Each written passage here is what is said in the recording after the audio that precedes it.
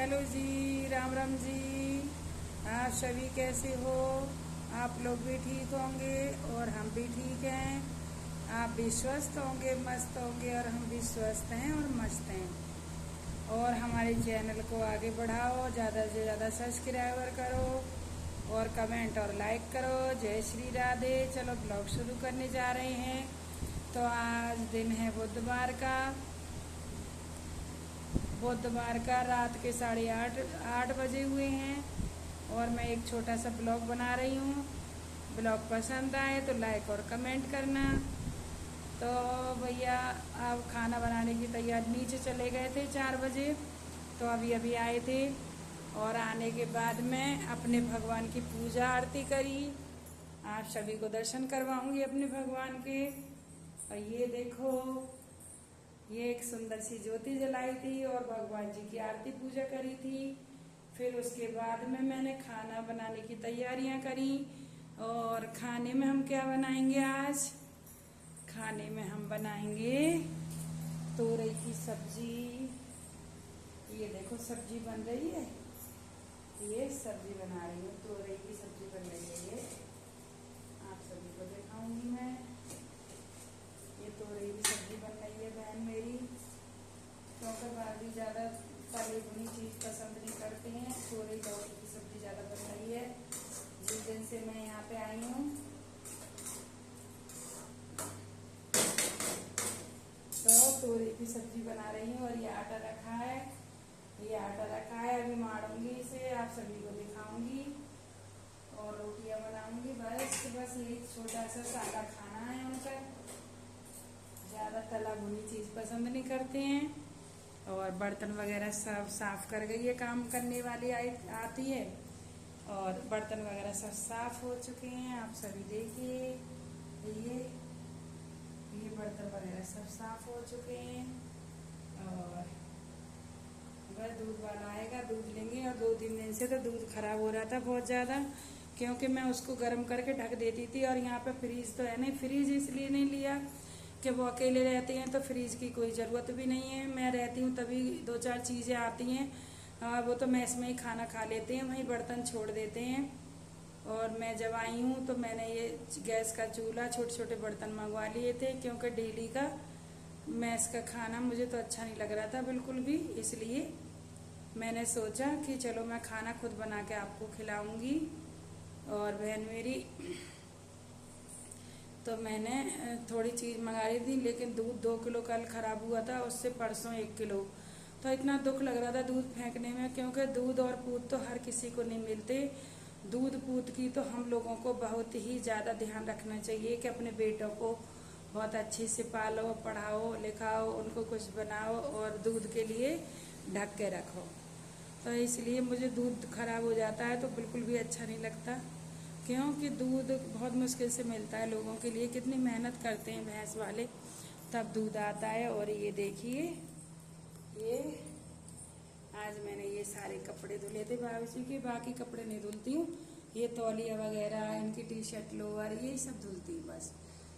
और बाकी तो वर्दी वगैरह भाभी जी की वही लेके चला जाता है। और ये देखो, मैं टेबल का कवर भी धुल दिया है मैंने, आज उठा के लाऊंगी, अभी बाहर पड़ा हुआ है। और टेबल पर कपड़ा बिछाने की ज़रूरत पड़ती है, क्योंकि भाभी जी यहाँ पे अपना बैठ के काम करते हैं और मैं भी बैठ जाती हूँ उनके पास चाय वगैरह पीने के लिए। तो बस यही सब रहता है बहनों। और देखो, बहुत ही ज़्यादा अच्छा लगता है। नीचे मैं शॉर्ट डालती हूँ, आप लोगों को पता ही है, नीचे इतनी हरियाली है, बहुत ही अच्छा लगता है। तो वहाँ 4 बजे चले गए थे, 4 बजे जाके अभी वापस आए। आने के बाद में तुरंत सब्जी काटी और सब्जी काट के बनाने रखी और इधर दीपक जलाया।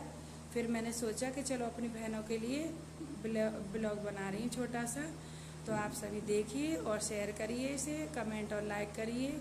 और कल की गणेश चतुर्थी है, तो यहाँ तो नहीं पता चल रही, क्योंकि इधर का माहौल ज़्यादा अच्छा नहीं है, गांव का थाना है, तो यहाँ तो नहीं पता चल रही। वैसे गणेश चतुर्थी है कल, गणेश जी पधारे जाएंगे। जिन जिन लोगों के यहाँ गणेश चतुर्थी होती है, उनकी माँ अपने बच्चों के लिए व्रत भी रखेंगी कुछ और भोग प्रसाद आरती भी करेंगी। लेकिन ये पहले तो ये बम्बई में ही ज़्यादा चलता था, लेकिन अब तो हमारी बरेली में भी बहुत चलने लगा। रामगंगा है, वहाँ सिरानी लोग जाते हैं, लेकिन कितने लोग तो ऐसे हो जाते हैं, डूब ही जाते हैं उसमें। तो मन श्रद्धा अच्छी रखो और भाव से भगवान को मनाओ। गणेश तो रिद्धि सिद्धि बुद्धि के दाता हैं और हम भी उनको नमन करते हैं, लेकिन हमारे यहाँ पांडाल में नहीं रखे जाते हैं, और किसी के यहाँ रखे जाते होंगे, लेकिन हम लोगों के यहाँ ये नहीं रखे जाते हैं।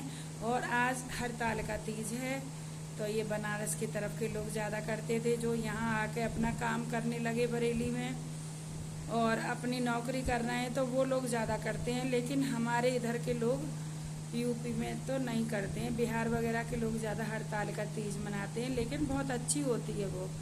उससे सुहाग में बहुत ज़्यादा अपनी बढ़ोतरी होती है और सुख समृद्धि मिलती है। तो बहनों, जिनके यहाँ भी हरताल का तीज मनाई जाती हो, तो पार्वती माता और भोलेनाथ आप सभी के बच्चों पे अपनी कृपा बनाए रखें और सभी को अटल सुहाग दें। माता रानी ऐसी कृपा कुछ करें जिनके यहाँ हरताल का तीज मनाई जाती हो। और बहुत अच्छा है, जिसके यहाँ जैसा होता है वैसी परंपरा होती है, वही काम करना चाहिए। अलग हट के कोई काम नहीं करना चाहिए, क्योंकि किसी को फलता है और किसी को नहीं फलता है। तो इसलिए बहन मेरी, जिस चीज़ के यहाँ मनाई जाती हो, तो आप सभी के मनाई जाती हो, तो आप बहुत अच्छे से मनाओ और अपने पति की दीर्घ आयु भगवान शिव से, भगवान माता पार्वती से मांगिए। और वैसे भी माता पार्वती ही तो सुहाग की दाता हैं, उन्होंने ही तो सुहाग बांटा था, तो वो तो बहुत अच्छी मैया है। और जिन पे अपनी कृपा बरसाएं माता रानी, सबके अटल सुहाग रखें। और कल गणेश चतुर्थी है, फिर उसके बाद में हमारे 7 तारीख की पूर्णिमा हो जाएगी और 3 तारीख की शायद एकादशी हो जाएगी और 7 तारीख की पूर्णमासी हो जाएगी, जिससे कनागत शुरू है। तो जिनके पितर लोग हैं, बहुत परदादा दादा दादी, उनसे भी परे जो भी हमारी पीढ़ियां हैं दर पे दर चली आ रही हैं, तो सभी मेरी बहनों को अपने कनागत मनाने चाहिए, क्योंकि अपने पितरों के, अपने देवताओं के सौभाग्य से ही हम लोगों को भी स्मृति और सुख प्राप्त होता है। तो हम लोगों को उन लोगों को भी मनाना चाहिए। और फिर वही नवदुर्गा शुरू हो जाएंगे, तो नवदुर्गा में तो वही मस्ती बहुत ज़्यादा मस्ती होती है अपनी माता रानी के मंदिर में, जो 84 घंटा वाली माँ है। और कनागत 16 पितरों के होते हैं, तो हम सभी को मनाने चाहिए। और अब तो बस त्योहार शुरू हो गए हैं, दीपावली तक यही रहेगा। और अच्छा है, माता रानी सबको त्योहार मनवाएं, सबके परिवार को अच्छा बनाए रखें और सबके पति की दीर्घायु रखें। और बहन मेरी, हम तो अभी तो अपने दरोगा जी के पास आए हुए हैं, अभी 2-4 दिन में और रखूंगी, उसके बाद मैं वहाँ जाऊंगी। अब मैं रोजाना बोलती हूँ मुझे छोड़े आओ, कह रहे चली जाना यार, आपको जाने की पड़ी रहती है तुम्हें बहुत जल्दी। और बोल रहे थे कि करवा चौथ यहीं पर करो, मैं अमरो वहाँ से तुम्हारे लिए फालन नहीं बुला के ले आऊँगा। तो नीचे हमारी बहुएँ थी, हंस रही थी, कह रही आंटी अंकल की फीलिंग समझो और यहीं पर करवा चौथ करना। लेकिन नहीं, मैं अपने घर पे ही करूँगी। हाँ, वो तो हंसते ही रहते हैं और मजाक कर रहे थे ऐसे ही, क्योंकि घर पर जाके दीपावली की भी तैयारी करनी है। जब मैं आ गई हूँ तो उन्हें खाना वाना टाइम से मिलता है, इसलिए वो चाहते हैं कि मैं यहीं रहूँ, क्योंकि वो रोटी खा पाते हैं। यहाँ मैं दलिया, दूध वगैरह, दही, हर चीज़ उन्हें खिलाने की कोशिश करती हूँ। और जब वो वर्दी पहन के जाते हैं, सुबह को नाश्ता करवाती हूँ, तो वर्दी पहन के तुरंत ही वो चल पड़ते हैं, लेकिन मैं ज़बरदस्ती उन्हें खिलाती हूँ। यही सब सुख होता है पति पत्नी का। तो हम लोगों को भी उनका ध्यान रखना चाहिए। और लास्ट में जब अपनी ज़िंदगी हम लोग शुरू करते हैं तो बच्चे नहीं होते, फिर बीच में हमारे बच्चे हो जाते हैं, तो उनकी परवरिश में हम लोग सब कुछ भूल जाते हैं। अपना प्यार, सम्मान, अपनी पति पत्नी का जो सम्मान होता है, क्योंकि टाइम ही नहीं मिलता।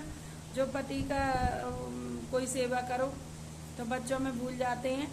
और फिर अब बच्चे अपने पैरों पर खड़े हो गए, पैरों पर खड़े होने के बाद में अपनी अपनी जिम्मेदारियां निभा रहे हैं खुद ही। तो अब हमें क्या है कि वो सुखी रहें, उनको भगवान माता पार्वती जी और भोलेनाथ अपनी कृपा हमारे बच्चों पर बनाए रखें और उन्हें स्वस्थ रखें, मस्त रखें, और हम दोनों भी स्वस्थ मस्त रहें जब तक हमारी जोड़ी अमर रहे भगवान की कृपा से। और आप सभी की भी जोड़ी अमर रहे, क्योंकि हमारे जीवन में कभी माता रानी भोलेनाथ दुख न दें, तो यही मांगते हैं भगवान से कि भगवान हमारे परिवार को अच्छे से रखना। तो मेरी बहनों, मैं जैसा भी टूटा फूटा ब्लॉग बनाती हूँ तो आप लोग ज़्यादा से ज़्यादा शेयर और लाइक किया करो और कमेंट करके मेरे चैनल को आगे बढ़ाओ। आप सभी से हाथ जोड़ के प्रार्थना है मेरी यूट्यूब फैमिली के लिए, प्यारी प्यारी फैमिली के लिए। जय श्री राधे, जय श्री श्याम, जय माता की, जय माता की।